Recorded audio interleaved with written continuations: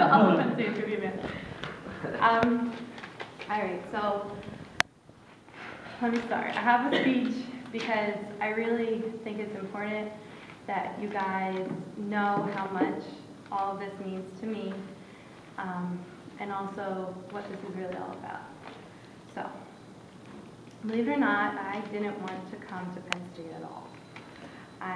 When I received my acceptance letter, I almost threw it away and telling my mom there is no way that I am going there. There is no way. But when it came down to choosing between my top 3 colleges, I wasn't paying. So here I was in the middle of central Pennsylvania at a school I didn't want to go to, far away from my parents, absolutely miserable. I was. I'm not even going to try and sugarcoat it because I was. And freshman year was even worse than I had anticipated. I lost a lot of weight. I got my heart broken twice. And I made a lot of terrible friends, although some great. But then sophomore year rolled around and I found myself in a much better place, in a much better situation.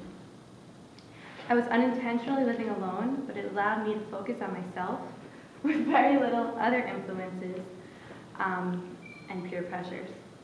In addition, I found myself enrolled in a few classes that also really helped me to discover what was important to me. One of these classes I actually took with Amanda, and it was called Racism and Sexism, and it was taught by Tony Keith, and Tony Keith was so sexy. We're still friends with him. So sexy.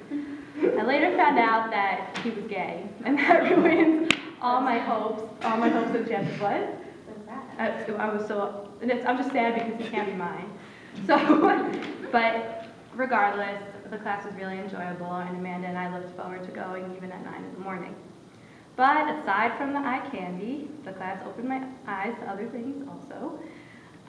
You all know I'm from New York, and growing up, intermingling of people of different races was never anything I noticed.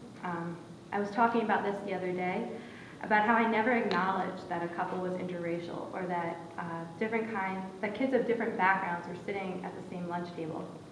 But this class, via Fueled Dialogue, made me realize that this was really not the case in a lot of other places. And it became my passion to change it here at Penn State. This realization was the beginning of a major hippie-like self-exploring journey. I mean, really, my room is tie-dye with posters of Woodstock, Janis Joplin, and Buddha. And I really took the hippie thing to a whole other level. But aside from that, I became extremely involved with a very popular human rights organization on campus. When it came time for elections, after my second semester of dedicating a large majority of my time to the organization, I ran for secretary and president. I wasn't elected for either position and felt very excluded from the organization and the e-board, that somehow my dedication to the philanthropy and its cause did not matter, nor was it appreciated. All that mattered was whether or not I was friends with whoever was running the organization at the time. I was discouraged and still lost, with all that I was sure of in my life was that I needed to make a change that mattered.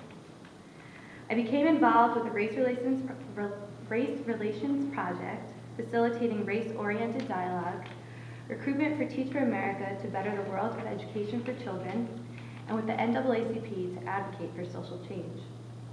At the beginning of this, a good friend of mine approached me and said, "All we do is party. Let's do something more worthwhile with our lives." That's Erica. That is crazy, I know. And so my friends and I started Keep a Child Alive at Penn State, an AIDS organization benefiting children affected by HIV and AIDS in Africa and India.